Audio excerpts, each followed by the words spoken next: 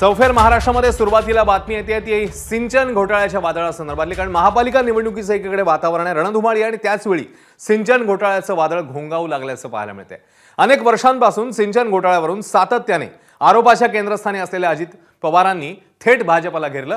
पालिका निवडणुकीच्या प्रचारात सिंचन घोटाळ्यावरनं पलटवार करत 1999 पूर्वीच्या सरकारवर त्यांनी गंभीर आरोप केलाय। सिंचन प्रकल्पांच्या किमती जाणीवपूर्वक वाढवल्या असा दावा अजित पवारांनी केला। त्यांच्या या दाव्यामुळे भाजप शिवसेना युती सरकारच्या काळातला निर्णय संशयाच्या केंद्रस्थानी आलेला आहे। पुरंदर उपसा सिंचन प्रकल्प खर्चात तत्कालीन सरकारने मोठी वाढ केल्याचा दावा करत त्यावेळची फाईल बाहेर काढण्याचा देखील इशारा त्यांनी देऊन टाकलाय। दरम्यान त्यावेळी युती सरकारच्या काळात सिंचन खातं हे भाजपकडे होतं, ही बाब देखील समोर येते।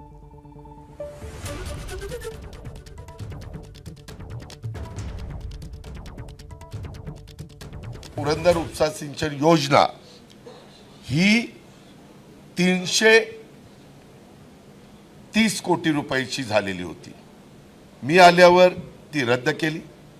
पुन्हा त्याच्याबद्दल काही अधिकाऱ्यांनी सांगितलं दादा ह्याच्यात गडबड आहे। नंतर अधिकाऱ्याला विचारलं अरे 110 कोटी रुपये कसे काय वाढले? ते म्हणले आम्हाला सांगण्यात आलं की आम्हाला पार्टी फंड पाहिजे म्हणून त्याच्यात 100 कोटी वाढवण्यात आले। त्या रिटायर झालेल्या अधिकाऱ्यांनी सांगितलं की आमच्याही लोकांनी 10 कोटी वाढवले। अजूनही ती फाईल 330 कोटीची मान्यता दिली होती का नव्हती ती दाखवी। वास्तविक ते काढलं असतं तर अक्षरशः हाहाकार माजला असता, कारण सैक पुरावे होते।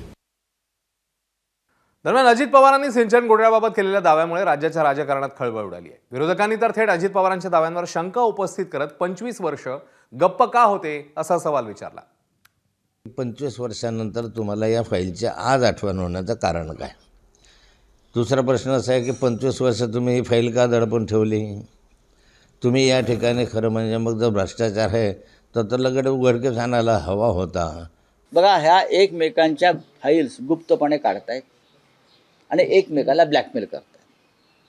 शिंद्यांचं काही काढलं की शिंदे फडणवीसांना ब्लॅकमेल करणार, फडणवीसांविषयी काय बोललं का फडणवीस शिंदे पवारांना ब्लॅकमेल करणार।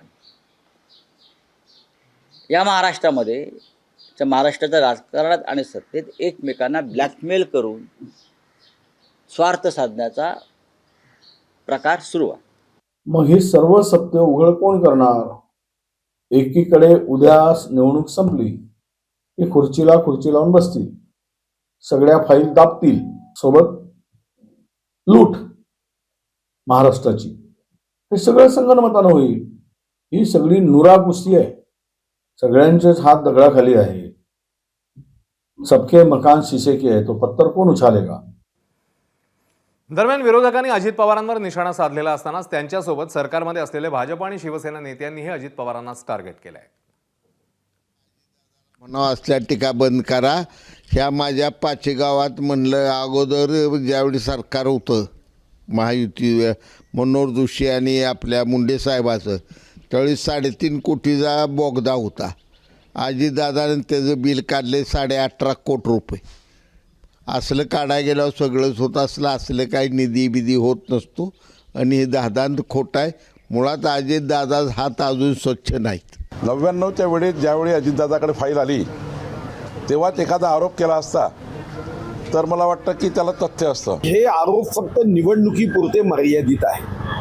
आपल्यावर झालेले आरोप हे न्यूट्रल करायचं असेल तर राज्यशास्त्रामध्ये आणि राजकारणामध्ये हे एक आयुध असतं। समोरच्यांनी तुमच्यावर आरोप केला ना, मग त्याचं उत्तर देत बसू नका, तुम्ही सुद्धा एक नवीन आरोप करा।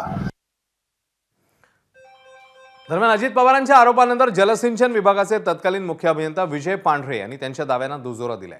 दादांनी केलेले आरोप 100% खरे आहेत असं सांगत विजय पांढरेंनी राज्यातील सिंचन प्रकल्पांमधल्या भ्रष्टाचाराचा मोठा पर्दाफाश केलाय। युती सरकारच्या काळात भ्रष्टाचाराचा पाया घातला गेला, त्यावर अजित पवारांनी कळस चढवल्याचा देखील आरोप करण्यात आलाय। केवळ एवढंच नव्हे तर कृष्णा खोरे प्रकल्पांतर्गत राबवण्यात आलेल्या अनेक उपसा सिंचन योजनांमध्ये प्रचंड मोठ्या प्रमाणावर घोटाळे झाल्याचं देखील विजय पांढरे म्हणाले। पुरंदर घोटाळा हा खरा आहे असं तुम्हाला म्हणायचं? 100% पुरंदरच काय, अजून मी 100 प्रोजेक्ट सांगू शकतो असे की ज्याच्यात पुरंदरपेक्षा कितीतरी पटीने मोठे घोटाळे झालेले आहेत. अजित पवारांनी एका निवृत्त अधिकाऱ्याचं नाव नाही घेतलं. त्यांनी सांगितलं की निवृत्त अधिकाऱ्यांनी मला असं सांगितलं की पार्टी फंड 100 कोटी मागितला. अजित पवार नाव का घेत नाहीत त्या अधिकारी? आता नाव घेऊन अजित पवारांना स्वतःला माहिती आहे की आपणही काय केलेलं आहे, त्यामुळे ते अधिकाऱ्याचं नाव काय घेतील. अजित पवारांचा तर या घोटाळ्यांशी डायरेक्ट संबंध आहे. एबीपी माझा, उघडा डोळे बघा नीट.